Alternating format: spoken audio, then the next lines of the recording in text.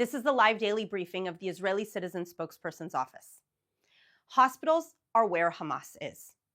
Hamas's doctor hid hundreds of murderers in his Hamas hospital. 240 Hamas and Islamic Jihad terrorists were caught in Gaza's Kamal Adwan hospital. Kamal Adwan hospital was an official Gaza military hospital run by a colonel. How do we know? Gaza's government and media openly posted online.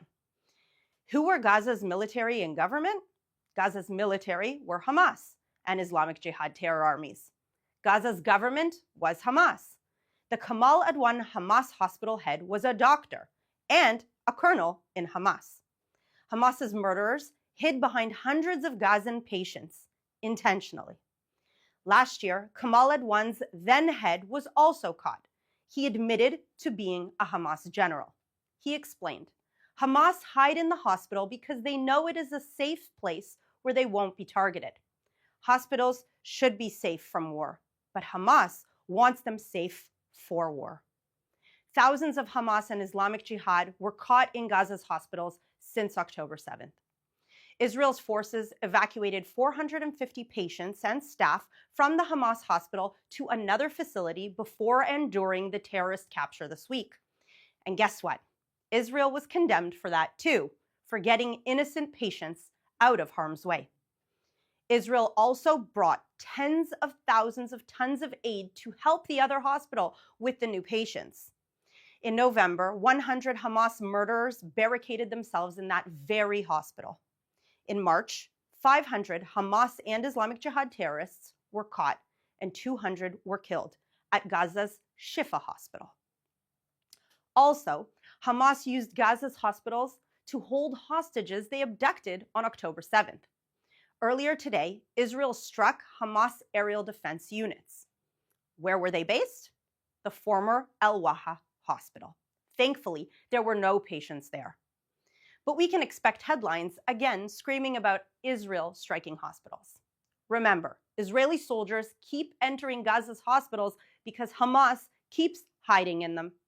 Terrorists don't get immunity just because they hide in the basement of a hospital. Hamas cannot return to power, or they'll again try murdering Israel's people from behind Gaza's people. Here's some background about hospitals and the rules of war. One of the fundamental aims of the laws of armed conflict is the protection of hospitals, ambulances, and medics from attack. International law grants this group special protection from attack during active combat.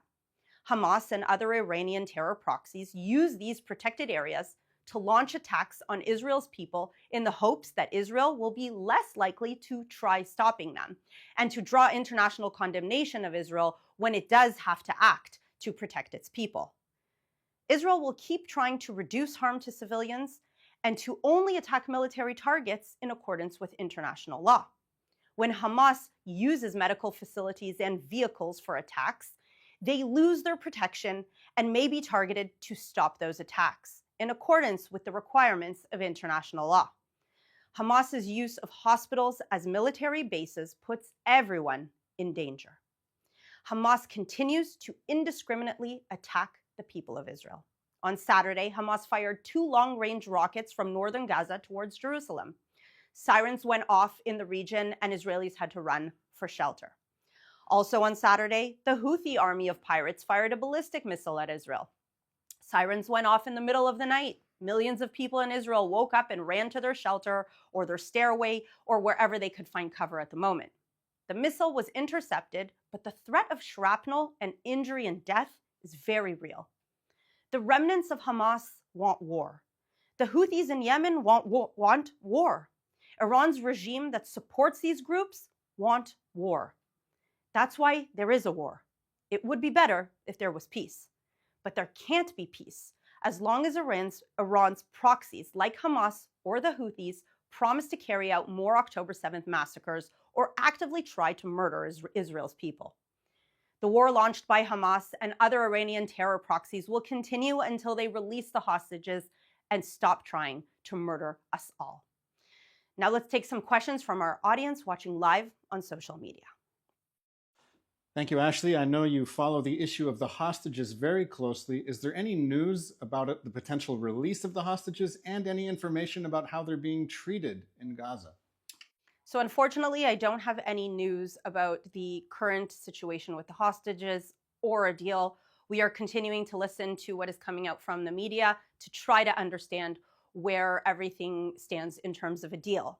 I will add, however, that Israel's health ministry presented a report to the UN based on hostages released from Hamas captivity. 2 children reported they were tied together and beaten. 2 other children had burn marks consistent with branding on their limbs. 2 teenage hostages described how they were made to perform sexual acts on each other. A woman reported that she was assaulted at gunpoint by a Hamas terrorist. Many hostages of all ages and genders described undergoing sexual abuse by Hamas captors. Children were forced to watch the October 7th murder videos. Hostages lost between 10 and 17% of their body weight. Some children lost 18% of their body weight and needed intensive care. Medical attention was withheld from many hostages, and at least 1 died from non-treatment. So when you ask me about the fate and the situation with the hostages, this report only takes into account what was reported from the released hostages a year ago. The remaining 100 hostages have been there for 450 days, and we can only hate to imagine what they are enduring. Our next question is from YouTube. Can you please give an overview of the situation on Israel's northern border right now? Do you expect that the IDF will be remaining in Lebanon for the foreseeable future and also parts of Syria? So I foresee that Israel will remain in position wherever it needs to remain in position. Part of the ceasefire agreement on Israel's northern border was that the Lebanese military was supposed to take position instead of Hamas, and that Hamas would demilitarize. Guess what? That has not happened. And so as long as the Hezbollah and Lebanese army don't withhold their end of the bargain, they don't carry out what they have agreed upon with the agreement, I foresee that Israel will be there to protect Israel's northern border, to protect the civilians of Israel's north, so that they can finally go back to their homes and we can keep the peace and calm in the region. Our next question is from Danny Clifford, who writes on Instagram. He is asking about the status of the Iranian nuclear program. Is it so far along that it's a serious threat, and is Israel going to have to do something about it? It has been so far along and a serious threat for quite some time. I would imagine that there are serious conversations happening between Israel's leadership and foreign leadership to see how and when we can deal with the situation. Of course, Israel will not agree to live under threat of an Iranian terror regime having nuclear capability. But it's important to add that it's not only Israel who is very fearful of this potential Iranian nuclear capability. It's also the moderate Arab countries here in the Middle East. So it is not only our fight, it is a joint fight. This will destabilize the entire region, the entire world, and therefore it's important to understand that it's not Israel's fight alone. This really is something that I'm sure, even though I'm not sitting there in those meetings, I'm sure this is real talk, real discussion between global leaders on how to move forward. Our next question is something that we get a lot on Instagram from people asking how to have better conversations about Israel and the war. People asking, how to deal with the question of, okay, I condemn Hamas for what they did on October 7th, but everything Israel has done since then is also a crime. How do you handle this? Well, first of all, I always recommend having compassion, because we do have compassion for the other side. We have compassion for the children of Gaza and for the innocent people of Gaza who have been tortured by Hamas for close to 20 years. There is no political freedom in Gaza. There is no freedom of expression. There is no freedom of religion in Gaza. And minority groups have been persecuted against in Gaza for many years. Now, it is important to mention that, and this is what you should always come back to, always, as long as there are 100 hostages, innocent people who were literally taken from a music festival, from their beds, doesn't matter where they were taken from, as long as they are still there, of course, Israel will remain there. Israel will continue to fight. And Israel will not live with a terrorist organization running a mini state, a mini terror state on its border. So if you feel compassion, as I do, for the people of Gaza, for the children of Gaza, and you truly want a better future for them, you must call on them to immediately release the hostages and for Hamas to lay down its weapons and surrender. Because if those two things happen, all of the death, all of the destruction would literally end tomorrow. So it's important to understand that even though 1 year has passed, the hostages are still there. Hamas clearly still has capability. They are shooting rockets indiscriminately at Israeli citizens. So everything could end tomorrow with them understanding that the safety and security of their people is more important than their crazy objective of wiping out Israel and killing all the Jews.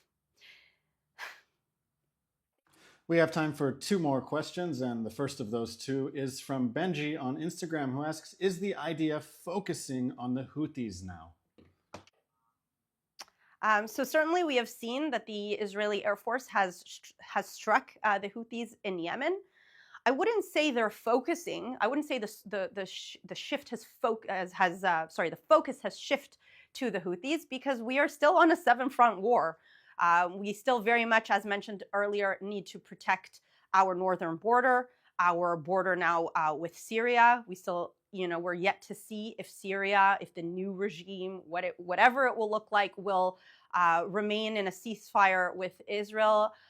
We are still being, we have the West Bank as a front, we have the Iraqi militias, and of course we have Hamas, we have Iran.